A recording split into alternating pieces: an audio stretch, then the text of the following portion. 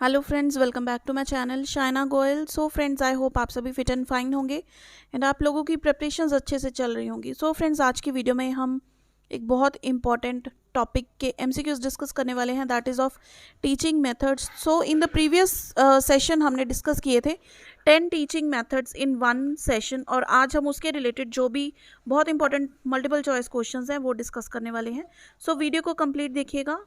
So now starting with the question number 1, first is, who said a project is a wholehearted purposeful activity proceeding in a social environment? So इसका answer है Kilpatrick, क्योंकि हमें पता है project method है, ये किसने दिया है? किलपैट्रिक ने। तो ये जो वर्डिंग है ये बहुत बार क्वेश्चन आ भी चुका है कि ये होल हार्टेड एक्टिविटी है, किसने ये बात कही है? तो answer is option 2, that is doctor William head Kilpatrick. Now the next question number 2, which of the following statements are true about project method? तो project method के लिए कौन सी statements इन तीनों में से correct है वो हमने देखनी है। So first is, it is a task or an activity। तो project क्या होता है? किसी भी चीज़ के लिए हमें project, कोई activity हमने complete करनी होती है या फिर कोई task होता है, तो डेफिनेटली ऑप्शन 1 क्या है? करेक्ट है, इट हैज़ सम पर्पस। तो प्रोजेक्ट का एक पर्पस भी होता है जिसको हमने सॉल्व करना होता है। Then it is conducted in social and natural situation. तो ये तीनों ऑप्शंस इसकी करेक्ट हैं, क्योंकि जो प्रोजेक्ट होता है ना, जनरली ग्रुप प्रोजेक्ट्स की हम बात करते हैं, तो उसमें क्या है, सोशल एंड नेचुरल सिचुएशन में कंडक्ट होता है, यानी कि हमें दूसरों के साथ मिलकर चीज़ों को सॉल्व आउट करना है, एक प्रोजेक्ट को कंप्लीट करना है। सो इसका आंसर क्या है? Option 4, that is 1, 2 and 3। तीनों पॉइंट्स इसमें इंपॉर्टेंट है। Now moving on to the next question. The strength of project method lies in social participation, collection of information, teachers instructions या फिर individual engagement। तो देखिए, जैसे मैंने कहा कि project method क्या होता है, ये एक ग्रुप एक्टिविटी होती है, एक तरह से ग्रुप को असाइन होता है एक प्रोजेक्ट जिसमें हर पर्सन को अपने अपने रोल्स असाइन किए जाते हैं। तो यहाँ पर हमारी ऑप्शन 1 क्या होगी? Correct answer, that is social participation. Now next question, a suitable method of teaching primary class children is. अब जो छोटे बच्चे हैं, प्राइमरी क्लास के चिल्ड्रन हैं, उनको पढ़ाने का सबसे बेस्ट वे क्या होता है? हमें पता है प्ले वे मेथड, क्योंकि जो छोटी क्लासेस हैं, हम कहते हैं ना कि बच्चे प्ले वे में जाते हैं, क्रेच में जाते हैं, तो वो क्या होता है? प्ले वे मेथड, जहाँ पर बच्चे खेल कर ही सीखते हैं, कोई प्रॉपर ऐसा प्रोफेशनल सा क्लासरूम का एनवायरनमेंट नहीं होता है। ठीक है, सो ऑप्शन 4 क्या है? Correct answer to this question. Now next question, which one of the following is not an obstacle in problem solving. देखिए, यहाँ पर वर्ड हमारे पास क्या आ चुका है? नॉट। तो नॉट एन ऑब्स्टिकल यानी कि जो प्रॉब्लम सॉल्विंग में एक हिंड्रेंस का, एक रुकावट का काम नहीं करता है। तो पहले हम ये देखते हैं कि रुकावट के काम कौन कौन से करते हैं। एंग्जाइटी। तो देखिए, प्रॉब्लम सॉल्विंग के ना कुछ कैरेक्टरिस्टिक्स होते हैं जिसमें हम कहते हैं कि ऑब्स्टिकल्स कौन से होते हैं। एक होता है anxiety, negative mental set, then frustration. अगर ये बच्चे के साथ है ना, बच्चे के माइंड में है, तो वो प्रॉब्लम सॉल्विंग की टेक्निक को अपना ही नहीं सकता। ठीक है, तो ये तीनों क्या है? ऑब्स्टिकल्स हैं। तो नॉट का आंसर क्या हुआ हमारा? कि इनसाइट, किसी भी चीज़ की अंदर तक गहराई में जाकर उसको सोचना, तो वो क्या होता है? इनसाइट। तो ये हमारा ऑप्शन 3 क्या है? Correct answer. इनसाइट क्या है? एक ऑब्स्टिकल नहीं है। ऑब्स्टिकल मीन्स रुकावट होता है, हिंड्रेंस। ठीक है, इस तरह से हम इसको कह सकते हैं। तो इनसाइट क्या है? इसका एक सॉल्यूशन है, एक वरदान कह लीजिए प्रॉब्लम सॉल्विंग का। क्लियर? तो नेक्स्ट क्वेश्चन की तरफ बढ़ते हैं। Project method is based on which one of the following philosophies. कौन सी फिलोसफी पर ये बेस्ड है? देखिए, प्रोजेक्ट मेथड किस पर बेस्ड होता है? बेसिकली लर्निंग बाय डूइंग पर बेस्ड है ना, तो प्रैक्टिकली किसी चीज़ को करके देखना। तो प्रैक्टिकल वाला कंसेप्ट हमारा किस में आता है? प्रैग्मेटिज्म में, जहाँ पर ये बिलीव करते हैं कि जो प्रैक्टिकल चीज़ है उसमें हम बिलीव करेंगे, उसी पर ही बिलीव करेंगे, और कोई भी जो चीज़ें हैं, हमारी बिलीव्स हैं, वो चीज़ें कोई भी मायने नहीं रखती हैं। जो हम एक्चुअल करते हैं हमारे प्रैक्टिकल लाइफ में, जो चीज़ें होती हैं वो ही सच है। तो प्रोजेक्ट मेथड किस फिलॉसफी पर बेस्ड है? That is pragmatism. Next question, in which method the teacher is active and the child is inactive.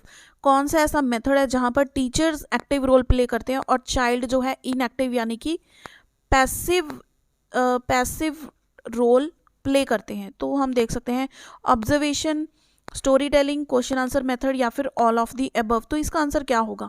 देखिए जहाँ पर टीचर एक्टिव है यानी कि टीचर का ज़्यादा रोल है, टीचर की एफर्ट ज़्यादा है या फिर टीचर ही मेन है, वही बता रहा है, तो वो होता है स्टोरी टेलिंग, जहाँ पे टीचर्स बताते हैं स्टोरी और बच्चे चुप करके सुनते रहते हैं। तो हमारे ऑप्शन 2 क्या है यहाँ पर करेक्ट आंसर। देखिए ये एमसीक्यूज आप भी मेरे साथ साथ आई एम श्योर सॉल्व कर रहे होंगे और at the end of the sessions मुझे कमेंट करके बताइए कि आपके कितने सही आंसर गए, ठीक है। तो उससे आपको खुद को जज भी कर पाएंगे कि आपकी ये जो टीचिंग मेथड्स हैं ये आपके कितने टिप्स पर हुए हैं। नेक्स्ट देखिए, which method of teaching was proposed by Kilpatrick. तो हम पहले जो एमसीक्यूज है वहां पर किसके बारे में बात कर रहे हैं? प्रोजेक्ट मेथड के बारे में। तो ये किन्होंने दिया है? किलपैट्रिक ने। सो डायरेक्ट ये क्वेश्चन भी देखिए आया हुआ है किलपैट्रिक का। या तो पूछ लेते हैं कि प्रोजेक्ट मेथड किसने दिया है, या फिर डायरेक्ट पूछा जाता है कि किलपैट्रिक ने कौन सा टीचिंग मेथड प्रपोज किया था। तो ऑप्शन 1 क्या है इसका answer? Project method. Now the next question, who was the Pioneer of the heuristic method of teaching. Heuristic method of teaching ये किन्होंने दिया है, किन्होंने सबसे पहले इसके बारे में बात की है? That is professor Armstrong. अगर आपने देखिए इससे प्रीवियस सेशन अटेंड किया है जिसमें हमने टीचिंग मेथड्स को सभी को डिटेल में डिस्कस किया है ना, तो आप ये सारे के सारे क्वेश्चंस डेफिनेटली अटेम्प्ट कर सकते हैं 100% एक्यूरेसी के साथ, क्योंकि ये सारी चीज़ें हम वहाँ पर डिस्कस कर चुके हैं already.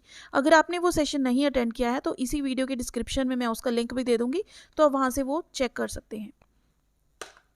Now the next question, which method of teaching encourages the maximum use of knowledge. Maximum use of knowledge कौन सी मेथड जो है वो एनकरेज करती है? तो डायरेक्ट हम देखिए आंसर की तरफ ही बढ़ेंगे, वो क्या है? Laboratory method.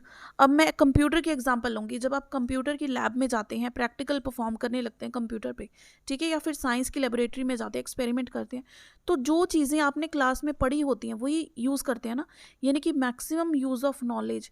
जो चीज़ आपको ऑलरेडी पता है, आपको नॉलेज है जिस चीज़ की, उस चीज़ को आप यूज़ करते हैं। तो कौन सी टीचिंग इनकरेज करती है इस चीज़ को? That is laboratory method. Clear हो गई ये चीज़, ठीक है। उसके बाद self study method, team study method, problem solution, ये कुछ नहीं है, लेबोरेटरी मेथड ही इसका डायरेक्ट क्या है आंसर।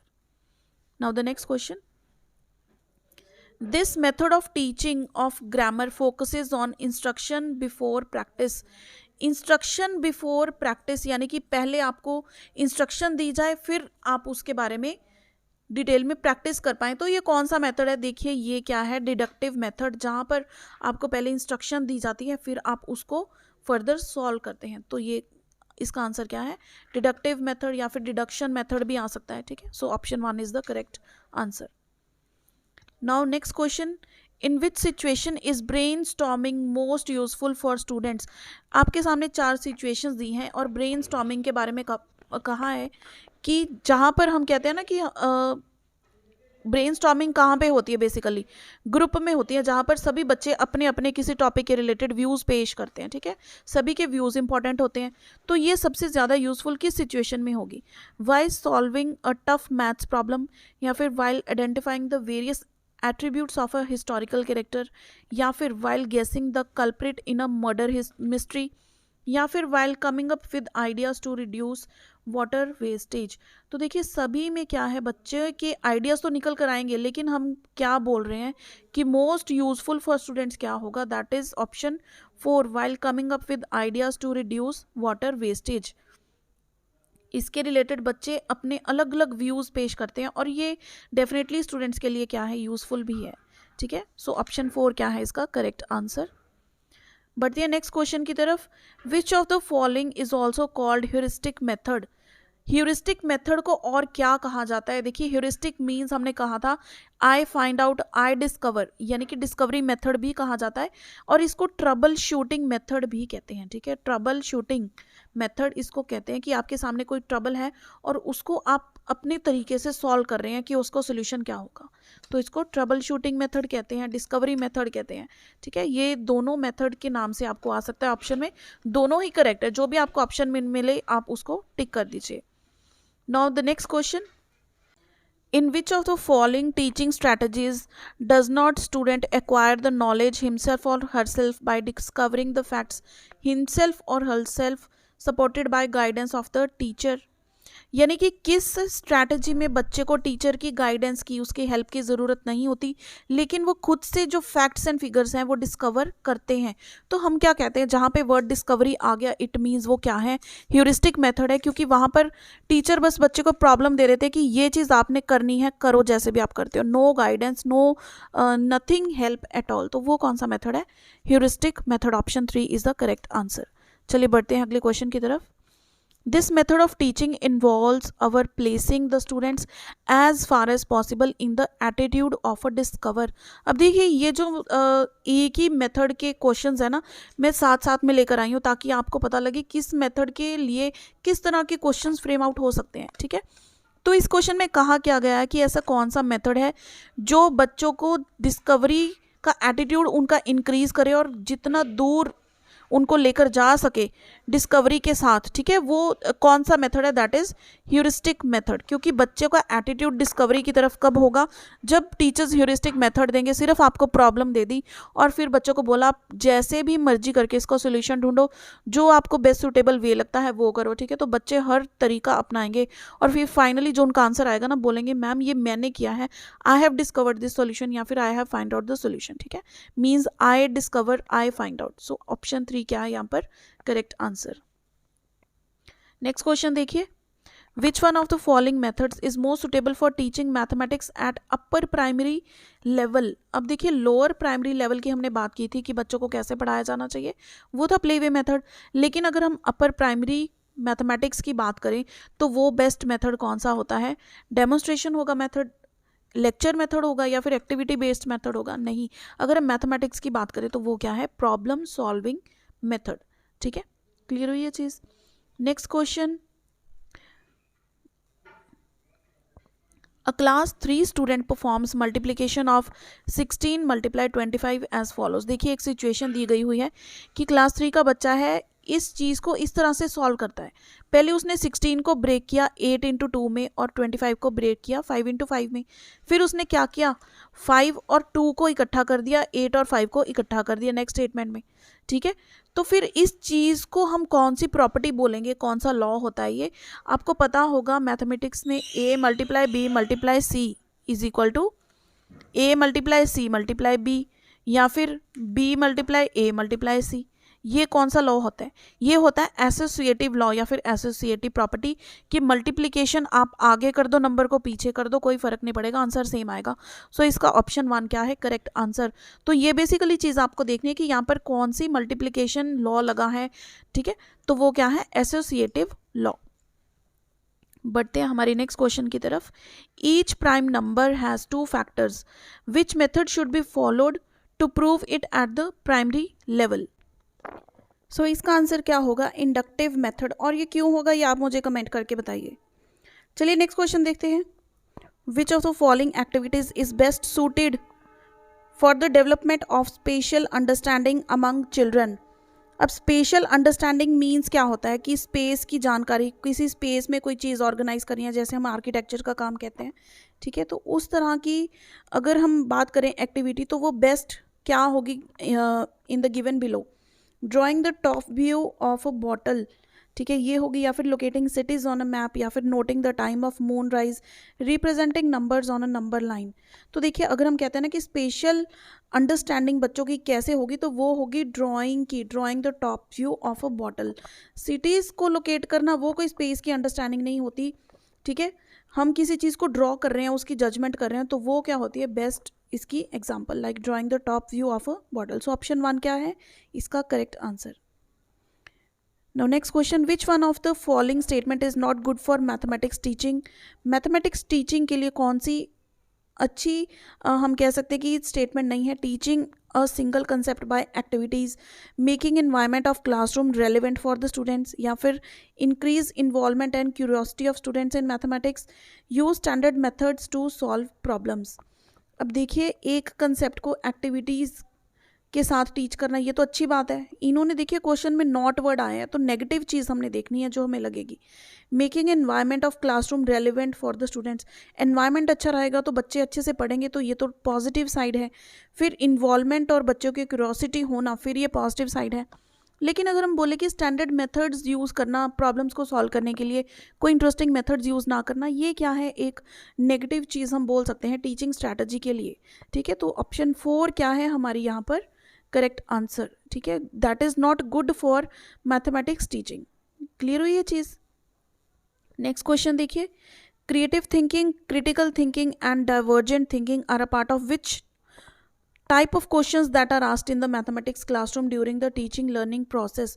कौन से क्वेश्चंस ऐसे होते हैं जहाँ पर क्रिएटिव थिंकिंग, क्रिटिकल थिंकिंग और डाइवर्जेंट थिंकिंग उसके पार्ट होते हैं, यानी कि बच्चे क्रिएटिवली सोच पाते हैं, क्रिटिकली सोच पाते हैं और उनकी जो सोच है बहुत ज़्यादा डाइवर्ज हो जाती है, यानी कि मल्टीपल प्रॉब्लम्स, मल्टीपल सॉल्यूशंस वो सोच पाते हैं। तो वो क्या होता है, ओपन एंडेड क्वेश्चंस, जहाँ पर कोई रिस्ट्रिक्शन नहीं होती, आप जितना चाहे जो चाहे आप आंसर कर सकते हैं।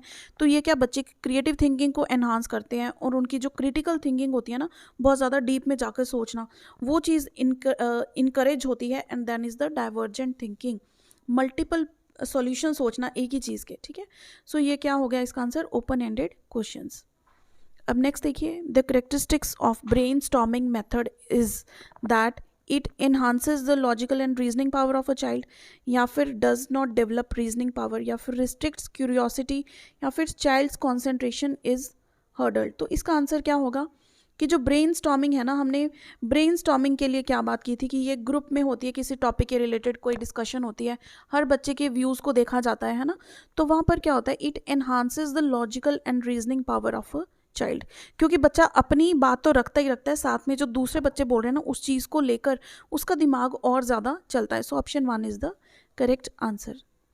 Next, during teaching, a teacher's statements that encourage students to elaborate on an answer, either their own or that of others, will be called। इसको हम क्या बोलेंगे, इसको हम बोलेंगे प्रोबिंग, यानी कि प्रोबिंग क्वेश्चन इस तरह से करना कि बच्चा उसको आंसर को खुद से इलेबोरेट करे। ठीक है, प्रोबिंग का मीन क्या होता है कि सिर्फ यस या नो में आंसर नहीं करना, इस तरह से क्वेश्चन करना कि बच्चा खुद के आंसर को जस्टिफाई करे। ठीक है, उसको क्या कहते हैं, प्रोबिंग। ये बहुत इंपॉर्टेंट क्वेश्चन है, ये आया भी हुआ है। सो नेक्स्ट देखिए क्या है, व्हाट इज स्वयं, स्वयं क्या है, ये भी एक बहुत इंपॉर्टेंट क्वेश्चन है। देखिए अपने आप में ही बहुत चूजी क्वेश्चंस हैं, सारे के सारे बहुत इंपॉर्टेंट है। तो स्वयं क्या है, ये एक डिजिटल प्रोग्राम है जहाँ पर प्रिंसिपल्स ऑफ एजुकेशन को अचीव किया जाता है। बेसिकली ये है क्या, एक डिजिटल प्रोग्राम है। क्लियर, तो स्वयं क्या है, एक डिजिटल प्रोग्राम है, हम इसको कह सकते हैं। Next, what does the playway method develop in students. अगर बच्चा प्लेवे मेथड से सीखता है तो उसकी कौन सी जो कैपेबिलिटीज़ हैं, हम कहते हैं कि वो एनहांस होती हैं। क्या डेवलप होता है, बच्चों की कॉग्निटिव, दिमागी जो शक्ति होती है वो इंक्रीज होती है बच्चों की। फॉर एग्जांपल मैंने एग्जांपल भी दी थी कि सबसे पहले बड़ी रिंग फिर छोटी रिंग, वो टावर ऑफ हेनोई बनाते हैं, तो उसमें इमोशनल एस्पेक्ट, फिजिकल डेवलपमेंट, यानी कि कंप्लीट डेवलपमेंट होती है बच्चे की प्लेवे मेथड से। इसीलिए हम कहते हैं कि जो लोअर प्राइमरी या फिर छोटे बच्चे होते हैं ना, उनको प्लेवे मेथड से टीच किया जाना चाहिए। So option 4 is the correct answer. Next, unknown to known is advanced in which teaching method. कौन से टीचिंग मेथड में हम जाते हैं अननोन से नोन की तरफ। हमने क्या डिस्कस किया था, एनालिसिस में हमने डिस्कस किया था कि जो चीज़ हमें नहीं पता, हमें क्वेश्चन दिया हुआ है, उसको हम छोटे पार्ट्स में तोड़ते हैं, वो छोटे पार्ट्स जो हमें पता हैं। ठीक है, तो ये क्या हुआ, अननोन प्रॉब्लम से छोटे छोटे पीसेस मीनिंगफुल डेटा में हम मूव करते हैं, that is analysis of data. बड़ी प्रॉब्लम जो हमें जिसका सोल्यूशन नहीं पता है, वहाँ से हम स्टार्ट होते हैं और नॉन फैक्ट्स की तरफ हम बढ़ते हैं। So option 2 is the correct answer. So ये 26 जो MCQs हैं फ्रेंड्स, ये बहुत इंपॉर्टेंट है टीचिंग मेथड्स के रिलेटेड। और ये जो 10 टीचिंग मेथड्स हैं, ये CTET, PTET या फिर कोई भी स्टेट लेवल का टेट का आपका पेपर है, उसके लिए मोस्ट इंपॉर्टेंट है। क्लियर, सो ये हमारा फाइनल MCQ है इस सेशन का। और मुझे कमेंट करके ज़रूर बताइएगा कि आपके 26 में से कितने मार्क्स आए। और वीडियो हेल्पफुल रही हो तो इसको लाइक एंड शेयर ज़रूर कीजिएगा। और देखिए, आज हमारा ये जो सेशन है ये मैथमेटिक्स के लिए है या फिर कोई भी टीचिंग का एग्ज़ाम आप दे रहे हैं, टीचिंग मेथड्स हर पेपर के लिए बहुत इंपॉर्टेंट है। और कल से हमारी इंग्लिश पैडागॉजी की क्लासेस वो भी स्टार्ट हो जाएंगी, सो वो भी आप ज़रूर अटेंड कीजिएगा। सो फ्रेंड्स, सेशन हेल्पफुल रहा हो तो इसको लाइक एंड शेयर ज़रूर कीजिए। See you in the next session, till then keep watching friends.